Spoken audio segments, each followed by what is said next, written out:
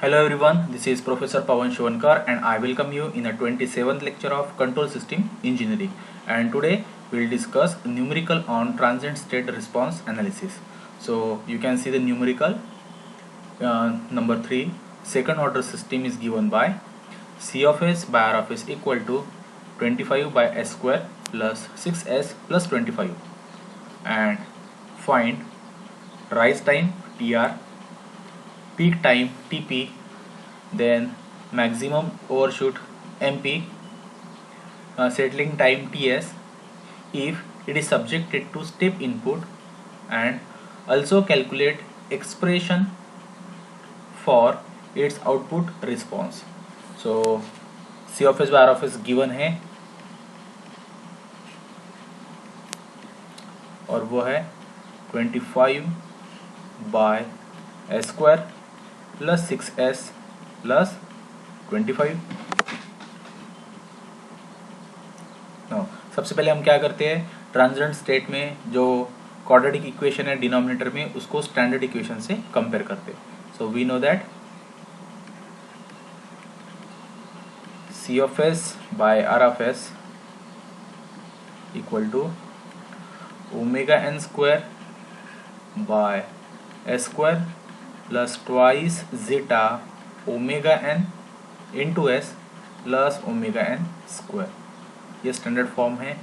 इसे अगर हम ये क्वाड्रेटिक इक्वेशन अगर सेकंड ऑर्डर इक्वेशन अगर कंपेयर करते हैं, so s square plus twice zeta omega n s plus omega N square equal to s square plus 6s plus 25। Hence comparing equation with standard. Okay, equation ये given और ये standard हमने compare किया। So what we will get, omega N square equal to 25। So omega n कितना आएगा 5 under root of 25, so 5 radian per second. Natural frequency of oscillation मिलेगी हमें 5 radian per second.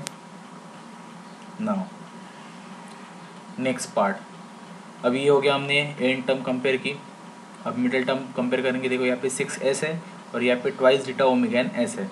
So after comparing we can write twice zeta omega n equal to 2 into zeta into omega n equal to 6।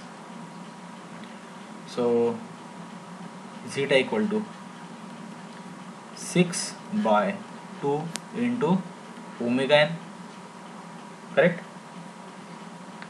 So zeta 2 3 ज़ा 6 and 3 by omega n कितना है 5, सो 3 bye 5 और ये आना चाहिए 0.6। Zeta आया 0.6। Got it. नेक्स्ट क्या निकालेंगे हम, डैम फ्रीक्वेंसी निकालेंगे ओमेगा डी। ओमेगा डी के लिए हमें क्या लगेगा, थीटा लगेगा। एंड थीटा इज क्या था, tan inverse under root 1 minus zeta square by zeta, ये फॉर्मूला था। So tan inverse 1 minus 0.6 square by 0.6, so theta radian में आएगा 0.9272 0.9272 रेडियन। Okay, not degree. ये आएगा थीटा। थीटा का फॉर्मूला हम एक बार कंफर्म कर लेते हैं। Theta is tan inverse under root 1 minus zeta square by zeta, correct है। सो आंसर यही आना चाहिए 0.9272 radian. Now the next term, देखो ये टाइम स्पेसिफिकेशन तो हम बाद में निकालेंगे। सबसे पहले हमें ओमेगा एन निकालना था, जीटा निकाल लिया हमने। थीटा हमने इसलिए निकाला कि हम डैम्प फ्रीक्वेंसी निकाल सके। Hence omega D is omega N under root 1 minus zeta square. So 5 under root 1 minus 0.6 square तो ये आना चाहिए 4 radian per second, radian per second. ये क्या आया? Damped frequency of oscillation. Simply बस फॉर्मूले आपके सामने हैं, आपको अप्लाई करने हैं, वैल्यू पुटअप करनी है और आंसर निकलना है। And just take care about the units, which quantity which parameter you are calculating. Okay, जितने भी फ्रीक्वेंसीज है सब रेडियन पर सेकंड रहेगी, whether it is a natural और damped. Now the next term that is rise time. Rise time क्या है formula? T r equal to, let me check,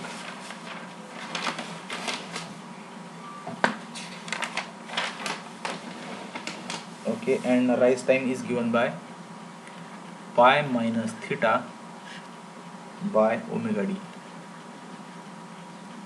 So pi minus theta is 0.9272 by, ये complete denominator में omega d is 4.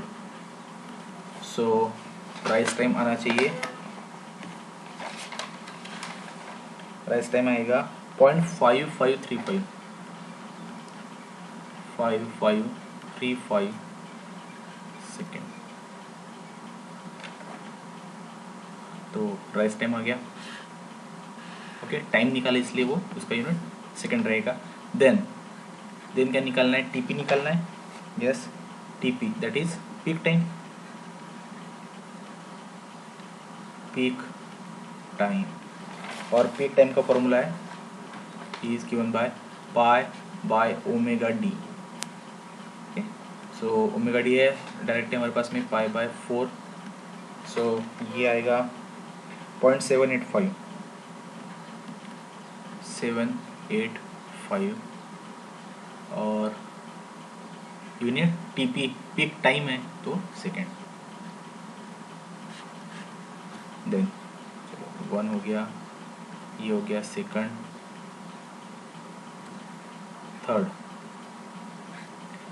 तीसरा निकालना है हमें maximum overshoot percentage MP, और formula है e raise to minus pi zeta by under root 1 minus zeta square into 100।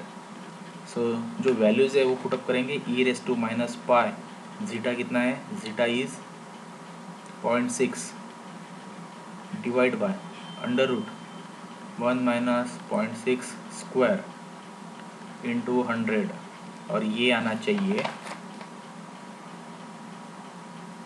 9.48। ठीक है, हमने ऑलरेडी मल्टीप्लाइड बाय 100 किया था, मतलब ये हो गया परसेंटेज। तो 9.48% रहेगा मैक्सिमम पीक। पीक मतलब क्या था? देखो, जैसे ये ग्राफ था और ये ट्रांजिएंट कर्व ऐसा कुछ भी था, और शायद ये डिजायर्ड लाइन। ओके, तो ये फर्स्ट पीक, फर्स्ट ओवरशूट में ये जो मैक्सिमम पीक था ये अमाउंट है 9.48%। मतलब ये 100% की डिजायर्ड लाइन है। सो 100% के ऊपर कितना जा रहा है मैक्सिमम? ये जाएगा 9.48। So like you can say 109.48% यहाँ पे वैल्यू। Got it? तो ये हो गया maximum percentage of peak overshoot. Then settling time TS, settling time TS is given by TS is 4 into time constant, and time constant is given by 1 by zeta omega n. So 4 into 1 by zeta omega n, ये formula हो गया। तो ये हो गया वो 4 by zeta कितना है? 0.6, ओमेगा एन है 5। सो सेटलिंग टाइम आना चाहिए इस हिसाब से 1.33, और अपने टाइम स्पेसिफिकेशन निकाला है, so unit is second. Got it? Clear हो गया? तो हमने rise time, peak time, maximum overshoot और सेटलिंग टाइम, ये 4 चीज़ें निकाल ली। उससे पहले हमने natural frequency, damped frequency and damping ratio ये निकाला है।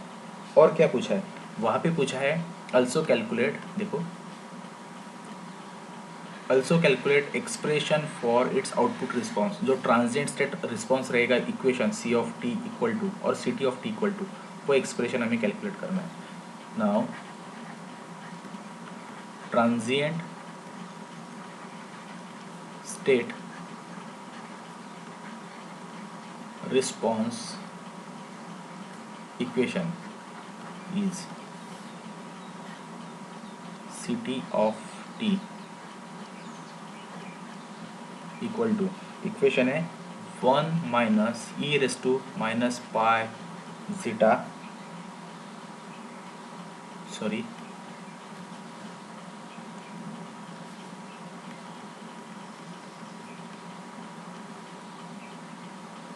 इक्वेशन है 1 minus e raise to minus zeta omega N T, zeta omega N into T by under root 1 minus zeta square sine in bracket omega D into T plus theta. ये equation है। इस equation में जितनी possible values हमें मिल चुकी है वो सब की सब हमें पुटअप करनी है। So write equation with the all values 1 minus e raise to minus zeta कितना है 0.6, ओमेगा एन कितना है 5, ये हो गया T divide by under root 1 minus zeta कितना था 0.6, तो स्क्वायर साइन ब्रैकेट में ओमेगा डी कितना है 4 T as it is plus theta कितना था 0.9272। सो कंप्लीट इक्वेशन को कैसे लिखना है, ये C T of T, so C T of T equal to 1 as it is लिखना है, ठीक है। और ये जो है term 1 by under root 1 minus 0.6 square, इसको कैलकुलेट करके मतलब separately 1 by under root 1 minus 0.6 square, इसको पूरा कैलकुलेट करना है। सो इसको इरेज कर देता हूँ, यहाँ पे पूरा इक्वेशन लिखना है हमें।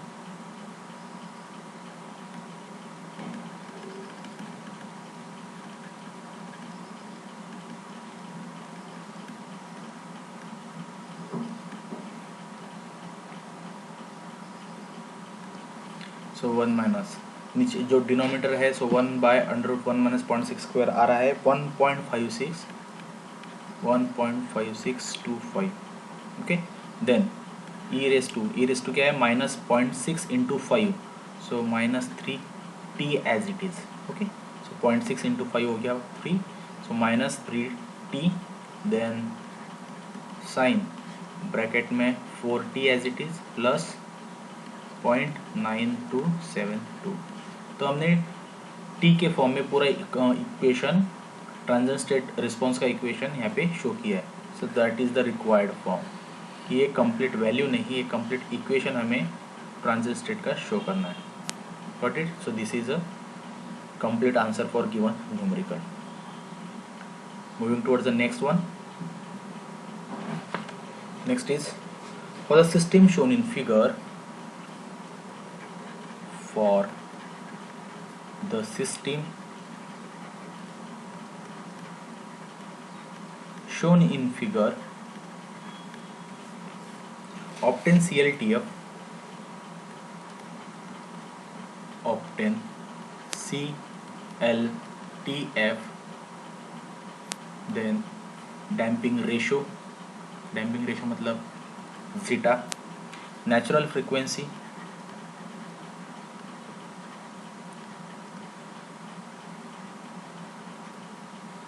and expression for output response, and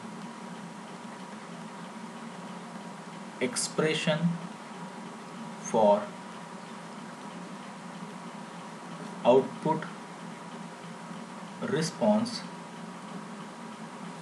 if subjected to unit step input. If subjected to unit step input, as it is given, diagram is R of S summing point, then in block 20 by s plus 1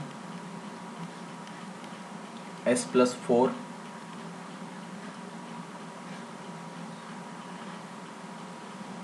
so forward path में ये block दिया है, after that c of s, and in return path there is nothing, means 1 is given, minus sign, here plus sign. Okay, so what is given? Simply a block diagram is given in which g of s and h of s are mentioned, and what is to calculate? Close loop transfer function. Close loop transfer function का मतलब क्या होता है? C of S by are of S equal to g of S by 1 plus g of s h of s. निकाल के बताएंगे हम. उसके बाद में जीटा निकालना है, नेचुरल फ्रीक्वेंसी निकालनी है, और एक्सप्रेशन फॉर आउटपुट रिस्पॉन्स, जैसे हमने लास्ट टाइम अभी लास्ट न्यूमेरिकल में जैसा शो किया था वो. तो ना गिवन क्या है? G of s. G of s मतलब हर बार जो फॉरवर्ड पाथ में जो फंक्शन है वो, तो फॉरवर्ड पाथ में फंक्शन है 20 by S plus 1 S plus 4. H of S क्या है? 1. Hence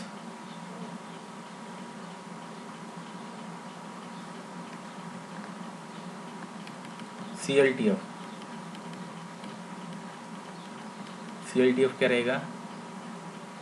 C of s by R of s equal to G of s by 1 plus G of s into H of s. अब तक directly दिया हुआ रहता था C of s by R of s या फिर ट्रांसफर फंक्शन इक्वल टू, लेकिन जब ये ब्लॉक डायग्राम दिए मतलब क्या है? ऊपर का फंक्शन हमेशा G of s रहेगा, रिटर्न में जो कुछ भी फंक्शन लिखा हुआ रहेगा वो H of s है. तो यहाँ पे दिया है इसलिए हमें C of s by R of s calculate करना पड़ेगा पहले.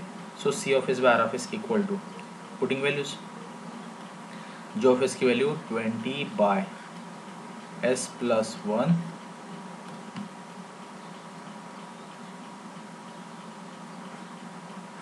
s plus 4 डिवाइड बाय, ये हो गया G of s 1 plus G of s again. So G of s is 20 by s plus 1 s plus 4 into H of S is 1. तो इसको अगर calculate करते हैं तो देखो मैं ऊपर का फंक्शन एज इट इज़ रखता हूँ 20 by S plus 1 S plus 4 divide by, यहाँ पे क्या होगा? क्रॉस मल्टीप्लिकेशन होगा, तो ये bracket into 1 plus 1 into 20. So bracket simply S plus 1 S plus 4 plus 20 divide by cross multiplication bye denominators multiplication. So denominator is 1 into s plus 1 S plus 4 S plus 1 S plus 4. तो यहाँ पे देखो ये part और ये part cancel हो जाएगा, तो बचा क्या? 20 by S plus 1 S plus 4 plus 20. So next slide पे चलते हैं. Hence C of s by R of s equal to 20 by s plus 1 s plus 4 plus 20. सो इसको सिंप्लीफाइड फॉर्म देंगे तो 20 bye s square then 4s plus 1s plus 4. So s square plus 4s plus 1s, that is a 5s plus 4 plus 20. तो ये हो गया आपका 20 bye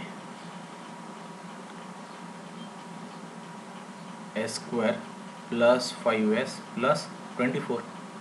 okay, ये मिल गया हमें C of s बाय R of s.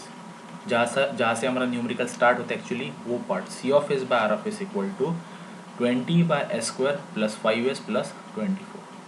Okay, now अब तक हमने जितने भी न्यूमेरिकल सॉल्व किए, हमने 3 न्यूमेरिकल सॉल्व किए, लेकिन हर न्यूमेरिकल में आपने देखा होगा कि ये जो न्यूमरेटर और डिनोमिनेटर में जो क्वाड्रेटिक इक्वेशन है उसकी लास्ट टर्म कांस्टेंट टर्म ये हमेशा सेम रहती है, और ये सेम रहनी भी चाहिए. That's why we can compare standard with the actual. अगर ये नहीं है तो हमें एडजस्ट करना पड़ेगा. What it omega N square same होना चाहिए. और हर बार आपको जो डिनोमिनेटर में टर्म है वही ऊपर एडजस्ट करनी है। इट मीन्स ये दोनों टर्म सेम होनी चाहिए। तो अगर मुझे एडजस्ट करना है तो देखो c of S by are of S equal to, ऊपर भी मुझे 24 ही चाहिए, मुझे नीचे 20 नहीं चाहिए। जो क्वाड्रेटिक इक्वेशन है वो टर्म हमें ऊपर चाहिए। सो मैंने तो लिख दिया यहाँ पे 24 by S square plus 5s plus 24, extra 20 ये था और हमने ज़बरदस्ती 24 एडजस्ट किया, इसलिए मैं नीचे 24 लिख देता हूँ। मतलब ये 24 गेट कैंसल, लाइक ये क्लियर है। तो हमने एडजस्ट किया उसको, और ये करना भी है क्योंकि स्टैंडर्ड से अगर कंपेयर करने के लिए यहाँ पे ओमेगा एन स्क्वायर और यहाँ पे ओमेगा एन स्क्वायर सेम होना चाहिए। नाउ अब उसको आगे सॉल्व करते हैं। Now comparing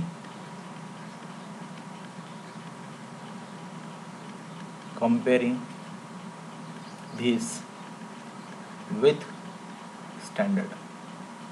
So C of s by R of s equal to omega N square by, ये कांस्टेंट टर्म कंटिन्यू होती रहेगी लास्ट तक, बस हमें तो क्वाड्रेटिक इक्वेशन से लेना देना है। So omega N square by S square plus twice zeta omega N into s plus omega N square. So comparing equation hence omega N square equal to, अब क्या लिखेंगे हम, omega N square is equal to यहाँ पे 24, यहाँ में omega N square, so omega N square is equal to 24, hence omega n कितना आएगा, वो आएगा अंडर रूट 24, और अंडर रूट 24 आना चाहिए 4.8989 और ये हमने क्या निकाला है, नेचुरल फ्रीक्वेंसी, सो रेडियन पर सेकेंड। हमने इस न्यूमेरिकल में एडिशनल पार्ट बस एक ही किया है कि ऊपर और नीचे ओमेगा एन स्क्वायर की वैल्यू सेम नहीं थी, तो जो क्वाड्रेटिक इक्वेशन में दी हुई वैल्यू है लाइक 24, यही हमने ऊपर एडजस्ट की, इसलिए फिर यहाँ पे कॉमन निकाल के सामने लिखी है, दैट्स इट। सो 20/24 ये जो कांस्टेंट टर्म है ये कंटिन्यू आगे भी होती रहेगी। ओमेगा एन हो गया, बाद में निकालेंगे हम zeta, so twice zeta omega n equal to कितना है 5, correct, twice zeta omega N is 5, so zeta hence zeta is equal to 5/2 into omega n, it is 4.8989, तो जीटा आएगा विथ कैलकुलेशन 0.5103। अगर और भी कैलकुलेट किया डेसिमल पॉइंट तक तो कंप्लीट वैल्यू है 0.5103, इतना लिखा तो भी चलेगा, इट्स मोस्ट एक्यूरेट वैल्यू। तो जीटा हो गया damping ratio, then omega D देख लेते हैं। ओमेगा डी इज फॉर्मूला वही है, omega N under root 1 minus zeta square, so omega N is 4.8989 under root 1 minus zeta square is 0.5103 square, so omega D आना चाहिए 4.2129। ये क्या निकाला हमने, रेडियन पर सेकंड। अगर आपके पास में लिस्ट ऑफ फॉर्मूलाज कंप्लीट है, so it is very easy to calculate each and every specification, whether it is a omega n, omega d, damping ratio और time specification like t are, T P, T s, t d, settling time, maximum overshoot. Okay, अब इस numerical में ये सब पूछा नहीं है, time specification कुछ भी नहीं पूछा है, लेकिन सब कुछ आप निकाल सकते हो, right form, T D, T are, and I suggest you कि ये सब निकालो आप, क्योंकि जितनी नोटिफिकेशन आपको चाहिए, जितनी वैल्यूज आपको चाहिए, सब के सब आपके पास में है। इस न्यूमेरिकल में आपको थीटा सेपरेटली निकालना पड़ेगा, and theta is tan inverse under root 1 minus zeta square by zeta. So T D, T are, T P, T S, MP percentage, ये सब चीज़ें आप निकालो. Okay, now directly come to the last point, that is expression for output response. Okay, expression for output response हमें theta भी लगेगा. Theta is equal to tan inverse under root 1 minus zeta square by zeta. So tan inverse under root 1 minus zeta है 0.51031 का square divide by zeta is 0.51031. ज़्यादा फर्क नहीं पड़ेगा अगर एक वैल्यू इसमें कम आपने कंसिडर की. And you will get a theta as, theta आना चाहिए आपका 1.03 रेडियन. नाउ अब हमें निकालना है एक्सप्रेशन, इक्वेशन वो सी टी ऑफ टी वाला. So output equation c T of t, इसको आप c of S by are of s भी लिखते हैं. ओके, क्योंकि यही फाइनल आउटपुट है, लेकिन ये सिर्फ ट्रांजिएंट स्टेट के लिए. तो इसका इक्वेशन है, इसका इक्वेशन क्या है, 1 minus e raise to minus zeta omega N t by under root 1 minus zeta square, then sine in bracket omega D into T plus theta. और अपार्ट फ्रॉम दिस, जैसे c of S by are of s जो equation है आपके पास में, equation था आपके पास में 24 by S square plus 5s plus 24. ठीक है, लेकिन हमने ये एडजस्ट किया था ना, तो ये एक्स्ट्रा टर्म हमें मिली थी, दिस इज एडजस्टिंग टर्म, तो ये भी पहले हमें लिखनी पड़ेगी 20/24. ओके, सो सिंपली यहाँ पे लिखेंगे आप 20/24, बाकी equation as it is. Now will put up all the values. C T of T is equal to C of S by are of S equal to C of S by are of S equal to, ये as it is रहेंगी term 20/24 in bracket 1 by under root 1 minus zeta square, zeta मतलब 0.51031 square, ये आपने separately calculate किया तो ये term आनी चाहिए 1.1628 सॉरी 1628. ये होगी ये टर्म, ये मतलब 1 by under root 1 minus zeta square ये term. Then e raise to minus zeta into omega n क्या आएगा, zeta is 0.51031 and omega N is 4.2129, तो उसका मल्टीप्लिकेशन आना चाहिए 2.5 टी एज इट इज है. Then sine in bracket omega d हमने निकाला है 4.2129 इंटू टी, और थीटा हमने निकाला 1.03. सो ये है final expression of transient response for the given numerical. Okay, clear है. बस यहाँ पे 20/24 ये एडजस्टिंग टर्म आएगी, ये मेन इंटेंशन है. Okay, so we have complete this numerical. एक लास्ट न्यूमेरिकल बचा है थोड़ा सा ट्रिकी, और इसकी थोड़ी सी थ्योरी वो अगले न्यूमेरिकल में हम डिस्कस करेंगे, और वहाँ पे हमारा ट्रांजिएंट स्टेट रिस्पॉन्स एनालिसिस वाला पार्ट खत्म हो जाएगा. उसके बाद में हम स्टार्ट करेंगे stability concept of control system. So thank you, will stop here.